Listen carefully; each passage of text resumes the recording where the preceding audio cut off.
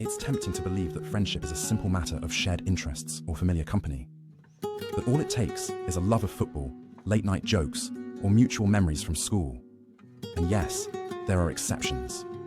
Some men genuinely experience the warmth of companionship, the comfort of a friend who listens without judgment, the rare bond of emotional safety. But let's be brutally honest. For most men, real friendship, raw, vulnerable, nourishing connection, is elusive, if not absent altogether. For every man who enjoys even one true friend, there are many more who carry annoying silence inside them. They may smile in photos, share beers at the bar, even laugh in groups, yet privately admit, if only to themselves, that they've never known what it means to be seen, truly seen, without pretense, without armor. For many, male friendship is not simply hard, it's a missing language they were never taught to speak.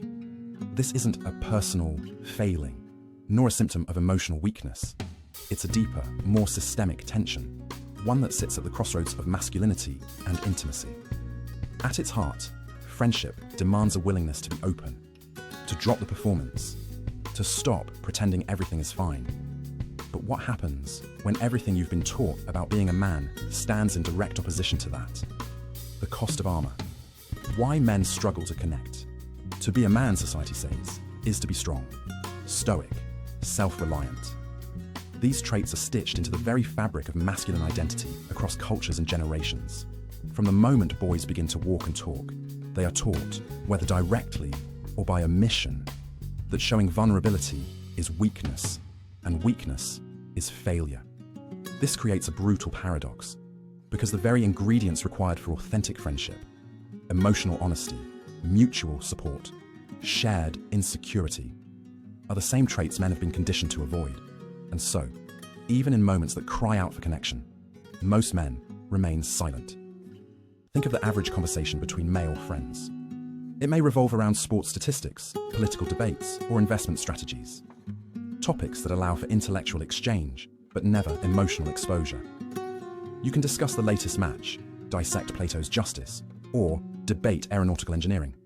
But none of it demands that you admit what keeps you up at night, or what breaks your heart. True friendship begins elsewhere. It starts with phrases that feel terrifying to utter. I'm falling apart. I'm scared all the time. I feel invisible. These are the seeds of real connection. Not theories, not facts, but fears.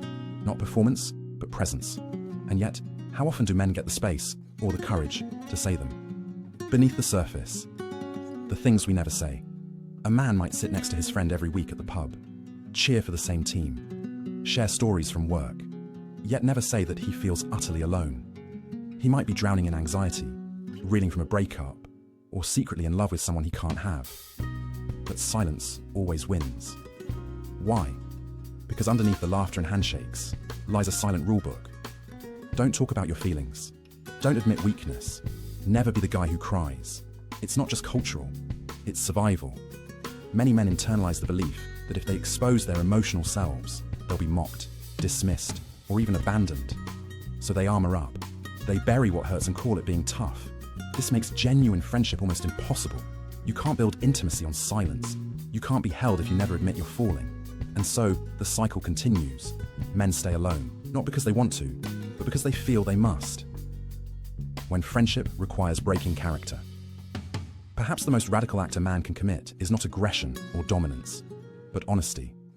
To look another man in the eye and say, I'm afraid I'm not enough. I don't know how to be okay. Help me. These confessions crack open the shell. They make room for something fragile and rare, mutual humanity. It's not easy. In fact, it feels like betrayal to everything you've learned about what it means to be male. But it's the only way through.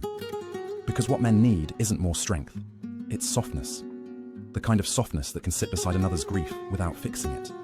The kind that can say, me too, instead of man up.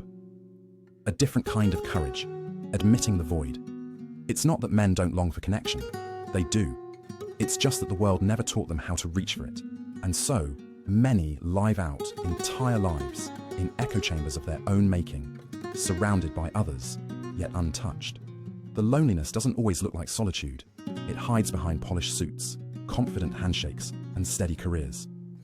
It manifests as workaholism, over-exercising, excessive joking, or carefully crafted emotional detachment. But under all that scaffolding, the structure is fragile, a breath away from collapse. And what's most tragic is that many men blame themselves. They assume they're flawed or broken for not knowing how to be close. But this isolation is not a character defect. It's a cultural inheritance. The blueprint was broken long before they were born. The real enemy isn't weakness. It's the silence surrounding it. What if we made it easier to begin? Imagine this. Instead of expecting men to spontaneously share their deepest fears at a bar counter or a locker room, what if we gave them tools? Actual, tangible aids. A card, a question, a prompt.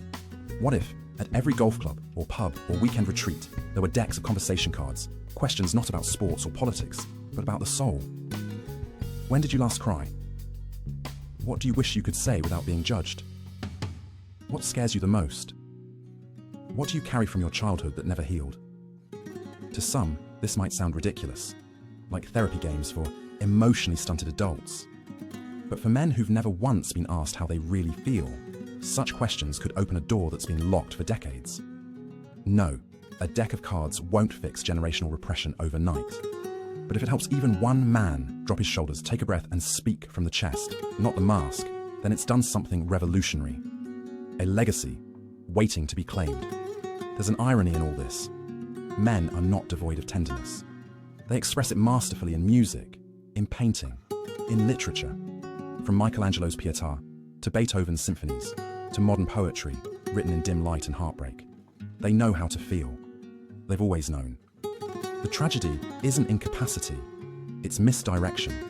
Men are often taught to channel their deepest emotions outward, toward abstract beauty or distant causes, rather than inward toward each other. And so, the friendships that could have saved them become footnotes. The intimacy that might have brought peace turns into shame. And vulnerability, instead of being embraced, is treated like a contagious disease. It doesn't have to stay this way. Rewriting the script, one honest moment at a time. What if strength meant something different? Not the denial of pain, but the willingness to name it. What if being a man no longer meant carrying everything alone, but learning to say, I need someone with me in this? This isn't about abandoning masculinity. It's about expanding it, making space within it for softness, confusion, fear, longing. Making space for friendship, not the transactional kind, but the kind that sits in silence with you at 2 a.m. and doesn't flinch. The truth is, men don't need to become someone else to connect. They only need permission to be what they already are: human, fallible, emotional, deserving of care. When that happens, friendship stops being a performance. It becomes a sanctuary, a place where masks fall away, and what's left is enough. Final reflection.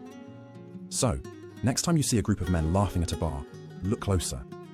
Some of them may be sharing something real.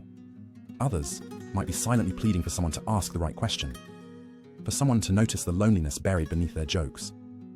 And maybe, just maybe, that someone could be you.